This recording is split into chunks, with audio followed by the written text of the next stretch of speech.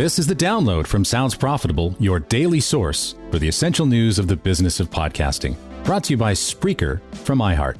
I'm Tom Webster. Here's what you need to know for today, Monday, February 26th. First, in Digiday, why media companies are pushing podcasts at South by Southwest, Trojan-horse style. Multiple companies are planning to spotlight both individual podcasts and the industry as a whole at this year's SXSW.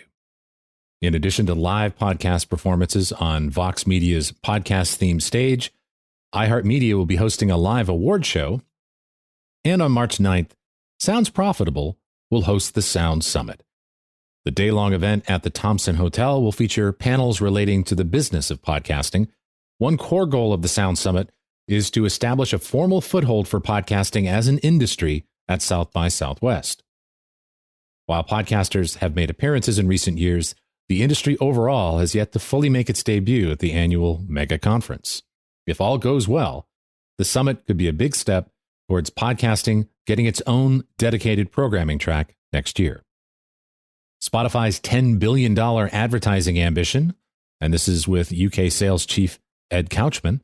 Spotify's head of sales for the UK and Northern Europe, Ed Couchman, joins media leaders Ella Sager on the Media Leader podcast to discuss the company's advertising ambitions, including their podcasting and audiobook strategy. The long-term aspiration, as stated by CEO Daniel Ek, is for advertising to generate 20% of the company's revenue. The longer-term goal on top of that, according to Couchman, is reaching $10 billion in ad sales. Couchman says Spotify is taking a case-by-case approach to podcast strategy, experimenting with what monetization approaches work best with each show, as the streamer moves towards releasing more of its exclusive shows into the wider podcast ecosystem. And the pivot to performance. In this week's issue of The Rebooting, Brian Morrissey interviews Dotdash Meredith CEO Neil Vogel about why search is changing, but won't be going away anytime soon. Vogel shares the simple, if stark advice for publishers of, if you cannot show performance, you are dead. The evolution of advertising and how people interact with those ads has caused a shift to bottom-up priorities instead of top-down.